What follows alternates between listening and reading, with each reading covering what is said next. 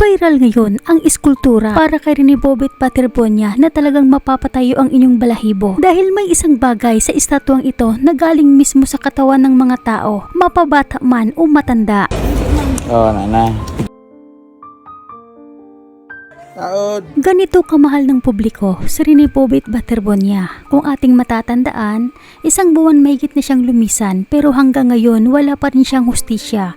At ngayon darating na Sabado, July 18, ang ika-40 days niya mula nang siya ay pumanaw.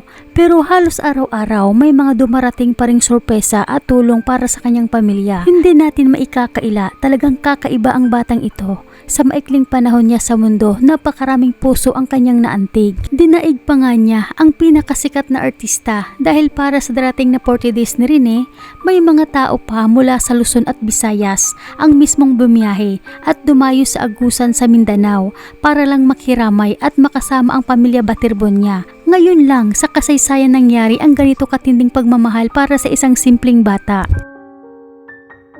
Alam niyo ba? Isang napaka-espesyal na regalo ang hinahabol ngayon na matapos bago sumapit ang araw ng Sabado. Isang eskultura na nakikita natin ngayon na puno ng pagmamahal at pinagtutulungan matapos para lang makahabol sa ika-40 days ni Rene. Alam nyo ba, ayon sa ating nakalap na impormasyon, ang eskulturang ito sa materialis pa lamang ay napakamahal na. Kung ibebenta daw ito sa merkado, maaari itong magkakahalaga ng 150,000 pesos hanggang 200,000 pesos.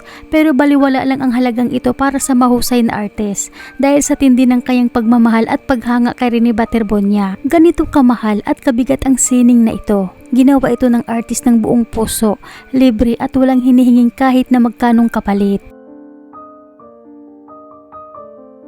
Ganito katindi ang bayanihan at pagmamahal ng komunidad para kay Rene Paterbonia. Pero alam nyo ba kung paano nga ba nabubuo ang ganito kalaking estatwa? Kung titingnan natin ang video, ang ginagamit na pangunahing material sa katawan na ito ay styrofoam. Pinagdudugtong-dugtong at maingat na tinatabas ang bawat bahagi nito para makuha ang perpektong porma ng katawan ni Rene. Sa loob naman nito ay may bakal na kalansay para maging matatag ang kanyang tindig at para naman sa napakadetalyadong mukha, ginamitan ito ng epoxy at plaster para makopya ang bawat anggulo ng kanyang mukha.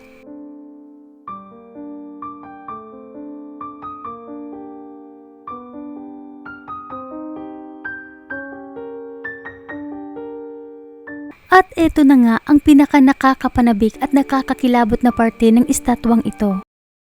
Alam nyo ba ang sikretong magpapatayo ng iyong balahibo na nabanggit ko kanina?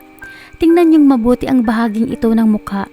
Ang kilay ng eskultura na ito ay hindi basta sining lang. Hindi ito gawa ng plastik, simento o anuman sintetikong material. Ang nakikita natin ngayon sa screen ay totoong buhok ng tao. Unit na ako ng kilay para kay Paterbonia.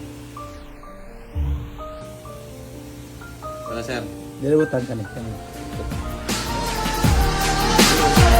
Talagang nakakatindig balahibo ang pagmamahal ng mga tao kay Rene Paterbonia. Ito ay donasyon mula sa mga netizens at tagahanga na mismong nagtungo sa tahanan ng artist upang mag-ambag ng buhok mula sa sarili nilang mga kilay. Kusang loob nilang ibinahagi ang bahagi ng kanilang sarili para lamang mabuo ang napaka-espesyal na alaalang ito at nang mabigyan ng natural na kilay si Rene. Ganyan katindi ang bayanihan at pagmamahal ng komunidad para sa kanya at sa oras na matapos ang eskulturang ito, formal na itong iabot sa pamilya Paterbonia upang sila na ang magdesisyon kung manatili ba ito sa loob ng kanilang tahanan o doon mismo sa kanyang huling hantungan. Pero marami ang nagtataka kung bakit nga ba nakatingala pataas ang kanyang mukha at ang mga mata habang nakabukas ang kanyang bibig. Sa nakalap nating impormasyon, dahil ganyan na ganyan daw palagi ang itsura ni Rene kapag nasa gitna ng court. Sa tuwing isushoot daw niya ang bola, ang kanyang paningin ay may iisang focus lang, nakakonsentrate at nakatitig ng buong lakas sa basketball ring. Hindi na lang sa basketball ring nakatitig ang kanyang mga mata, kundi nakatingala na siya ngayon sa langit kasama ang ating may kapal. Narito ang video mula sa simula, sama-sama natin panoorin ang kamangha-manghang paglikha ng sikat at mahusay na artist na si Alan Exclamado.